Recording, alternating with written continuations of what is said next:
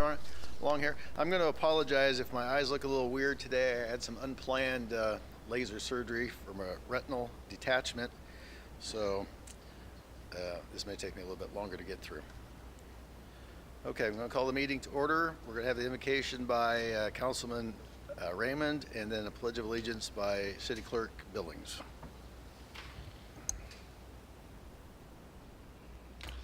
All right.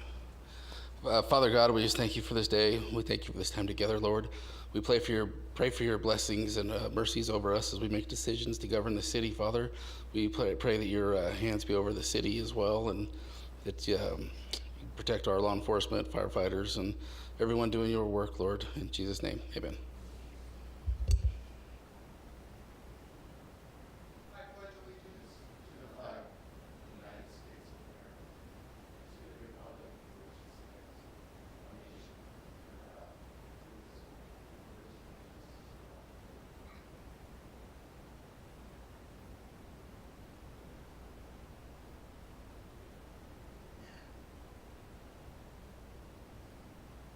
Ambrose? Here. Button? Kale? Here. Raymond? Here. Nelson? We have a quorum. Not have any closed sessions, so we don't have anything to report out. Do we have any subsequent need items? Mayor, there are none. Okay, so we have approval of the agenda as posted. So moved. Second. Motion by Raymond, second by Ambrose. Kale? Yes. Ambrose? Yes. Raymond? Yes. Nelson? Yes. Motion passes. Okay, so we're going to move on to the consent calendar. Background information has been provided on all matters listed under the consent calendar, and these items are considered to be routine. All items under the consent calendar are normally approved by one motion. If a council member requests separate discussion on any item, that item will be removed from the consent calendar for separate action. All right, is there any public comment regarding the consent calendar? Seeing nobody come forward, I'm going to close public comment. Are there any items on the consent calendar that council would like to remove for separate discussion and possible action? Mayor, if I may, the minutes for City Council for the February 12th meeting, I would like to have those amended. I would like to amend those minutes and then bring them back for the next City Council meeting. So you're just going to take that off the agenda? Yes, if I may, please. Anybody have any problem with that? Okay, very good. Okay, so we have the, anybody want to make a motion regarding consent calendar? I apologize, that was the February 26th meeting. I'll make a motion to approve as amended. Second. Motion by Kale, second by Ambrose. Kale? Yes. Ambrose? Yes. Raymond? Yes. Nelson? Yes. Motion passes. Okay, so we're on to public hearings then. Item number 6, waiving the first reading and introducing an ordinance by title only, approving zone change number 23-22-0300, changing the zoning designation from planned development PD 14 to general commercial CG for the property located at APN 150-190-036. Staff, you may please present your report and any recommendations. Thank you, Mr. Mayor and members of the council for your consideration of this item this evening.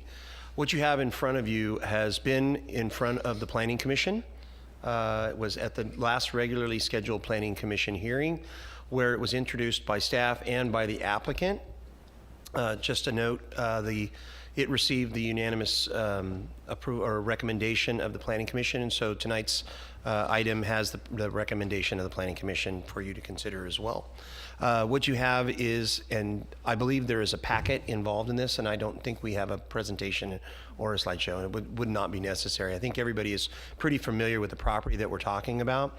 In the previous Kmart shopping center, which is now grocery outlet, Big Lots, has the Jantz there, and with some other associated restaurants and businesses. There is a utility basin that sits immediately adjacent to Bellevue. This basin is part that serves the project, is always been looked at as a utility. What the applicant has proposed, which is under escrow right now, is to sever that piece of property off, replace the in-ground storage with underground storage for that shopping center, that in a manner that would be approved by the city engineer and is of equal size and capacity.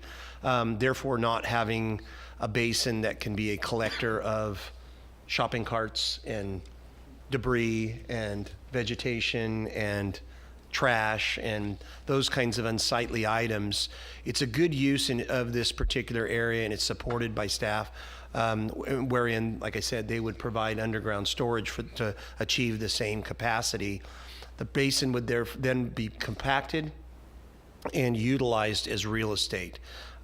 It would need to be rezoned because it was previously a utility for the planned development project and its master plan. And what we're suggesting now is that it be severed off and then be just assigned the zoning of general commercial, which would have by right usage for retail. What they're proposing for this particular area, it was probably all over your documents, but in lieu of saying the actual franchise name, it is a drive-through coffee restaurant, which would be that particular location. That's what we're seeking tonight, is the approval and the waiving of the first ordinance. It would come back at the next council meeting for the second reading, and then it would have to run the mandatory 30 days appeal period after that. But that is in fact what we're seeking tonight, is a good reuse of this particular area to diminish the debris and the unsightliness and the blight that it might create. It's also been ran through divisions and departments for their comments, which we received. Our chief of police comments, I believe he was pretty much in favor of getting rid of it in the manner that we're suggesting, and offer it for your consideration tonight. I'm here to answer any further questions you may have about this. So what we're doing tonight is changing the zoning. Correct. It's already been approved. The zone change has been I mean, the project itself has been approved by the Planning Commission already. correct, less the impacts of the zone change. Without the zone change, the project would not be possible. But the tentative map did not require the approval of the city council, and the site plan and the architecture was able to be approved at the Planning Commission level as well. I believe those materials have been provided to the city council for your review of them, and we can answer any questions you may have on that. But tonight we are seeking the change in zoning. Okay. Does council have any questions for Greg? I have one question. Do we know what the impact's going to be to the neighboring school? We looked at that, and the traffic consideration and the comments and the conversation was a huge amount of the dialogue at the Planning Commission. Your Planning Commission not only serves as your land use committee, but they also serve as your traffic commission. So a lot of those same concerns were relayed back and forth between the commissioners and with staff and with the applicant. And improvements to that project that control the flow of traffic were imposed or was included in the site design. What we have to do is we have to the degree possible funnel traffic to the intersection instead of that right turn only. But we are going to make them do some striping and improvements right there with signs that indicate exit right turn only, exit only on that one exit. It's still a part of the original master plan, so we couldn't remove it altogether. But we're going to have new signage up there, and we're going to prevent traffic coming or exiting out of the drive-through traffic or coffee restaurant to do anything but utilize the signalization and traffic signal. Now, as we pointed out at the Planning Commission, and there was, like I said, there was a lot of dialogue on this. We can't prevent people from doing ridiculous things. They do them every day. But what we can do is engineer these things to the best degree possible to minimize and diminish impacts they're going to have on the rest of the community. Any other questions? Okay. Is there any public comment on this item? Seeing nobody come forward, I'm closing the public hearing. Motion to approve staff's recommendation is presented. Second. Motion by Raymond, second by Kale. Kale? Yes. Ambrose? Yes. Raymond? Yes. Nelson? Yes. Motion passes. Okay, that's a good thing. Now we're on to reports and presentations. Number 7 is a water and sewer rate study and financial plan overview, presented by Raptelis. And I think Justin's going to do this one. Yeah, I'll introduce her. Thank you, Mayor and Council. We have Teresa Urchis from Raptelis, and that's whom we hired to conduct the water and sewer rate study. And she's going to give an overview of the projected financials for the water and sewer funds. And just so you know, just to remind you, we won't be showing rates yet. We haven't finalized those, and we'll come back to council at a later date for action on the rates. This is This only is the just- methodology, correct? Yes, this is the methodology and showing the financials and how the funds actually look. So Teresa, you could take over, and I think Janelle will help you if you need help on the slides. Okay, great. Thanks so much, Justin. Good evening, city council members. Thanks so much for having us here today to go over the financial plans that we have developed for the city for the water and the wastewater enterprises. What I'll be going through today are where we are in the rate setting process, provide you an overview of the financial plans, and then get your advice or feedback on the plans that we've shown you. Next slide, please. So these are the key steps in developing a rate study. The first thing we start off with is a financial plan where we use that to develop our revenue requirements. So that's where we are right now. So we evaluate your operating and capital costs and do a cash flow analysis for revenue sufficiency. The next step after that will be doing the cost of service, followed by the rate design, where we look at different alternatives for rates and customer impact analysis. Then we move into the rate adoption, where we create the documentation, the study report is reviewed by legal counsel, and then move into the Prop 218 process with the noticing to the city customers and the public hearing. Next slide, please.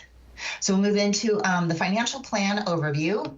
So the first step in that is including inflationary pressures, and then treatment costs. We look at your cash reserves. We look at your debt coverage. You have existing debt in the sewer enterprise, so we'll look at the coverage requirements there to make sure we're meeting those. We look at your baseline water sales estimates and your capital reinvestment. So the first part of the financial plan element, could you advance the slide one time, please? So we have our financial plan inputs. So we look at customer connections, your billed water use, projected revenues from that use, and as well as other non-operating revenues. We look at your operating expenses, your capital plan, and your beginning cash balance. We bring into that your planned capital project funding. We look at your mix, and we look at a mix of cash and debt if needed, depending on what your capital plan, the size of your capital plan is. Then we also incorporate your fiscal policies in those targets, so your operating and capital targets, and any debt service coverage requirements. And we bring those together to come up with your annual cash flow. And then that tells us your annual revenue requirements. So how much money you need to bring in each fiscal year to deliver the level of service that your customers expect for their water and wastewater utilities. So on the water side, all water revenue goes to the operation, improvement, and growth of the water system. It doesn't go to fund libraries or police or anything like that. The revenues that come into the water enterprise stay within the water enterprise. And this shows a breakdown over the next 5-year projection of where those expenditures are. So most of it is in capital related projects, and then into components of your operations and maintenance, namely your water operations, water administration and production, and then a little bit to transfers and other costs related to the system. Next slide. And then same situation for the wastewater. All wastewater revenue stays within that enterprise and it goes to the operations, improvement, and growth of the wastewater system. So over the next 5 years, we'd expect about almost 30% of your expenses are due to that existing debt service. And then the next amount to the wastewater treatment plant, your sewer system, capital projects, et cetera. Next slide. This is a summary of the reserve policies that we incorporate into our financial planning analysis. You have a minimum O&M of 60 days of your annual operation and maintenance costs. You have that for each the water and wastewater enterprises. You have a max of 90 days. To be conservative for our modeling purposes, we modeled a minimum of 90 days as well. So we just looked at trying to make sure you had at least 90 days cash for the water enterprise and for the wastewater enterprise. That's kind of a good minimum to have if in the future you needed to go out for any future debt. Not saying that we're not planning on that, but it's the rating agencies like to have a minimum of 90 days. So we did the analysis presuming a 90-day target. On the water side for the capital, could you please go back? The target for the capital fund is 5-year average CIP. And on the wastewater, there's a minimum of 1 year of CIP and a max of about 1.5 times. So next slide. So I'll take a little bit of time on this slide here and get you oriented to what you're seeing. In the upper left graphic, this is a summary of the operating financial plan. So the bars that you see there, the columns, the blue bar is the annual operating expenses. The green is your cash funded capital. And the red is your net cash flow. So when you see that red bar below the 0 line, that shows that we're drawing on reserves to help cover the annual costs planned for that year. If you see red, at the top of the columns, that means we're adding to reserves. The yellow line is where your revenue would be at with no revenue adjustments. And the blue line is where we're projected to be with the projected annual revenue adjustments. The lower left graph shows you the total reserves. So this is operating and capital reserves combined compared to the combined minimum reserve target. So you can see that reserves are in a good state. During the rate setting period, you have the ability to cover the capital costs there. And then your capital plan is in the lower right. So that tells you, what's planned in inflated dollars for your CIP plan, and that it's all going to be rate and reserve funded. So our recommendation is to do 3.5% per year revenue adjustments. This will keep pace with your projected overall cost increases, and it helps protect your reserves in case of emergencies for either operating emergencies or capital emergencies. And it also keeps in mind that your TCP projects, which are currently funded through your TCP fund, that fund will eventually be depleted. And at that time, it would revert to the water capital fund to help pay for any additional or future costs that are TCP related. And we did a mini cash flow projection, and it looks like that would probably, that TCP fund might be depleted, in like the second half of our 10-year study. So we're keeping that in mind, that the water capital fund may need to eventually fund those projects in the future. So that is our proposed water financial plan, is to have these sort of smaller regular annual adjustments on the water plan. And now we'll move over to the wastewater, and I want to show you the status quo case on the wastewater here, because we have two things we're looking at, both the reserves and the debt coverage. So the upper left-hand graph again is the sewer operating financial plan. This is at the status quo. So this is saying that there's no changes made to your existing sewer rates that you have in place. And you can see that in this current year and the next 5 projected years that we would be drawing down on the operating fund balance to cover annual expenses. And when you go and look at the lower left chart that shows your total reserves, that's capital plus operating reserves, you can see that sort of steep drop in the reserves, and then a slightly less steep drop in the sort of years three through 5. Also point out that the target drops. It's a dynamic target because it's tied to the 1-year CIP, or 1.5 times the 1-year CIP. So as your CIP goes up or down, your target will vary from year to year. And as you can see in the lower right chart, the CIP funding sources that you have, about $3 million per year in capital in the first 3 years, and then it drops to less than $500,000. So that's why you see that downward trend in the reserve targets between fiscal year 26 and fiscal year 27. And if you take that trend out past fiscal year 2029, without any revenue adjustments, you would eventually deplete the sewers fund by about fiscal year 2031. So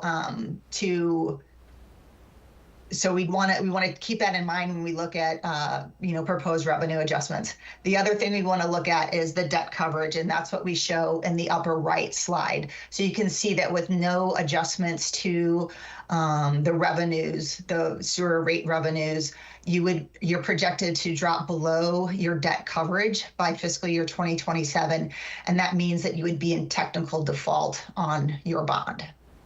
So we go to the next slide. We can show the proposed wastewater financial plan. The CIP is exactly the same, so I didn't repeat the graph here.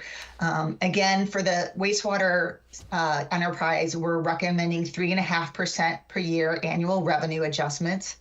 This keeps pace with the projected overall cost increases that are modeled, and it also keeps that debt coverage above the minimum requirement. So you should have enough padding there to handle any fluctuations in actual revenues or increased O&M costs that come in.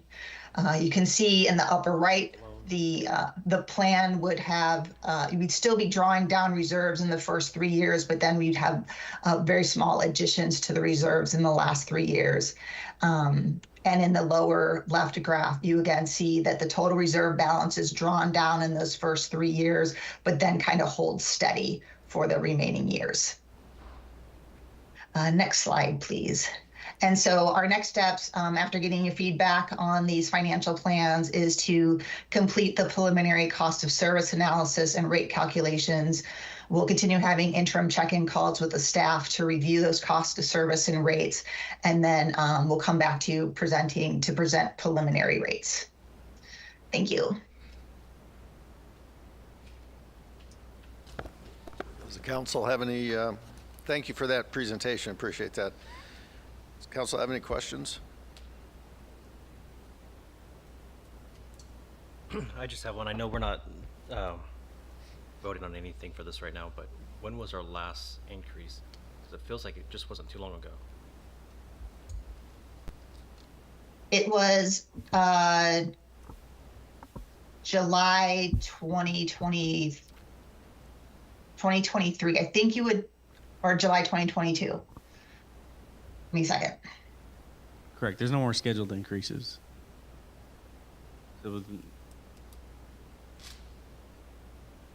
I believe it was July 2023 off the top of my head. Was it 22? Yeah, July 1, 2022. 2022. Yeah. So what you're saying is those were scheduled from previous years, and we're done with that, but now we have to look at additional. Yes, correct. They're normally done at 5-year increments. Okay, thank you. The state law caps it at 5 years. Okay, no other council questions. Is there any public comment on this item? Seeing nobody come forward, I'm going to close public comment. So that was just a presentation on that, and No action. no action to be taken, and more to come in the future. Okay, so let's see, we're on to updates from the Office of the Interim City Manager. Thank you, Mr. Mayor, member of the council. Really brief tonight, just two items. One is to make the residents and the council aware of the spring cleanup program that will be this Saturday at Castle Air Force Base in the normal location where they normally do the motorcycle training. It'll be between 7 and noon. Second thing I would like to say is on the next scheduled council meeting, I will be giving a quick update on some of our funding resourcing that we do for transportation projects such as SB1, RSTP, both regional and local Measure V. I know there's been a lot of dialogue back and forth and some misconceptions about the way that these monies are either received or held by the city, and I want to make sure that we can kind of debunk that a little bit and give a small tutorial to the residents and make them aware of how we have to treat these monies, how they're received by the city, and what projects are currently ongoing and what their statuses are. So I just want to make the council aware that will be at the next regularly scheduled council meeting.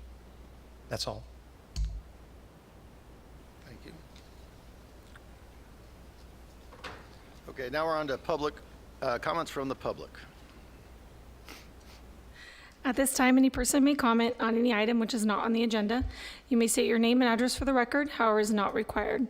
Action will not be taken on an item that is not on the agenda. If it requires action, it will be referred to staff and/or placed on a future agenda. Please limit comments to a maximum of 3 minutes. Okay, under the Brown Act, members of the public must address the city council as the legislative body of the city, not to other members of the public or staff. I am now opening public comment. Do we have any speaker cards? Yes, Mayor, I have one for Billy Hansen. Welcome. Hello, Council, Mayor, thank you. My name is Billy Hansen. I'm with Mid-Valley Disposal. I typically like to give these at council meetings during presentations, but had a little fumble getting on the agenda tonight. So I have here the 2023 Recycler of the Year Award. So this is an award that we select a small business or, you know, a local entity in each city, and we present them with a Recycler of the Year award.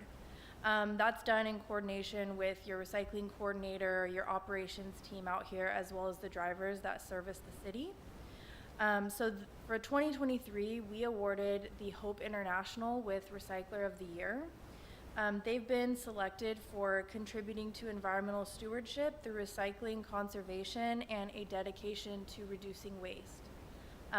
Last year when Cal Recycle came out and did their annual site visit, we stopped by, and I have to say that I was just blown away by their participation in the organics program.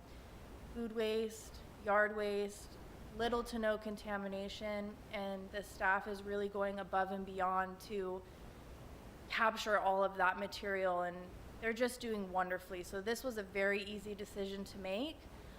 Typically they're here and we can present them the award in front of y'all, but we'll make sure and get this out to them. I just want to make sure that you guys are all aware of the people in the community that are doing a really fantastic job. So again, thank you for having me here tonight to present this award. Thank you for letting us know about that. Appreciate it. Okay, are there any other members of the public who'd like to speak? If so, please come forward. Kristan? Good evening, Mayor Nelson and Council. Kristan Santos here representing the office of Congressman John Duarte. The House recently passed the Consolidated Appropriations Act of 2024, which includes $26.34 million in funding at the Congressman's request to meet critical constituent needs, from building vital infrastructure and supporting local police departments to sheltering Valley women from domestic violence. The act must now be passed by the Senate and sent to President Biden to be signed into law. Congressman Duarte issued the following statement on the bill's passage. I'm pleased to join a bipartisan group of Republicans and Democrats to pass legislation to fund the federal government in fiscal year 2024 that not only cuts wasteful government spending by $9 billion while preserving critical programs, but also includes more than $26 million in funding at my request to support critical local infrastructure law enforcement, roads, and water projects in our district.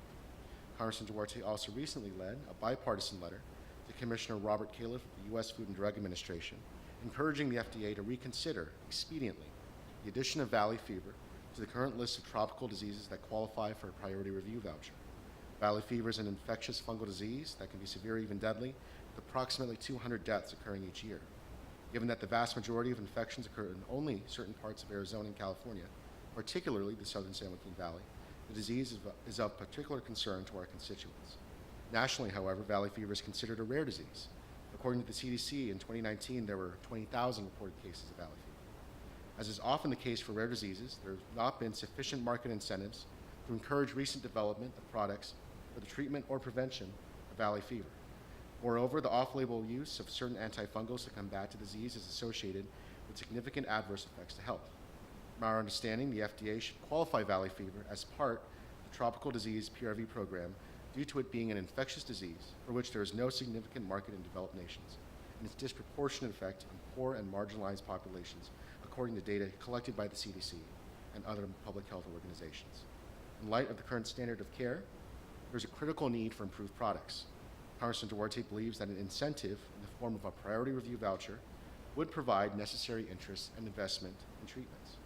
Accordingly, the Congressman is requesting that the FDA review any and all new information related to valley fever and make a new determination on adding this disease to the PRV program, consistent with congressional direction, so we can stamp out this threat to the health of Valley families. Thank you for your time. Thank you, Kriston. Anybody else? Seeing nobody come forward, I'm going to close public comment. And we're going to move on to City Council updates. We'll start down on the right today. I have nothing. Everyone, have a good evening. Ryan? Just real quick, I'd like to take a moment to recognize retired State Senator Dick Monteith, who passed away a few days ago, and just show our respect and love, support, and prayers to his family in this time. Thanks. Thanks for letting us know about that. Okay, I have a couple of things here. One, I went to the, and I think John was there as well, the Police Officer Recruitment Expo at the Community Center on Saturday. Did that turn out well, Chief? It did very, very well. Probably close to 50 potential applicants for all agencies. Prison did really, really well. They scored 26 points for there. So then we did really well. We conducted 3 interviews on site. So I'm very encouraged with that process. Good, that's good to hear, and I'm glad to see that we got those portables on the agenda, past that to get some new portables. Hopefully that somebody will bid on it this time. That'd be good. Oh, they will. I've already got 2. Good, okay. Let's see, spring cleanup, you mentioned that. General plan update workshop number 4 is gonna be on Thursday, the 21st. At Juniper School at 6 o'clock. We've had pretty good turnout for the first 3 workshops, and I'd really encourage the public to show up for workshop number 4. And on top of that, you get to check out the new school, something that doesn't often happen here. And don't want to, don't want to forget the Easter egg hunt on the 23rd, Saturday 23rd at Veterans Park. Since Justin's in charge of Parks and Rec program, I think he's going to be dressed up as the Easter Bunny or something. Didn't I hear that? That would, yeah, okay. Yeah, just jerking your chain there. Okay, I wanted to give a brief update on the public on the search for the permanent city manager. The city will be working with a recruiting firm on searching for the right candidates. We are going to be casting a wide net that is informed by valuable stakeholder feedback. And to that end, we've developed a community survey that will be released in the coming days. So make sure you keep an eye out for that. And we want feedback from the community on what it prioritizes and values with respect to the city manager. I will provide future updates as the search gets off the ground. Boy, that was a pretty quick meeting there, 35 minutes. Cool. Okay. 3 more minutes? Nope. Meeting adjourned.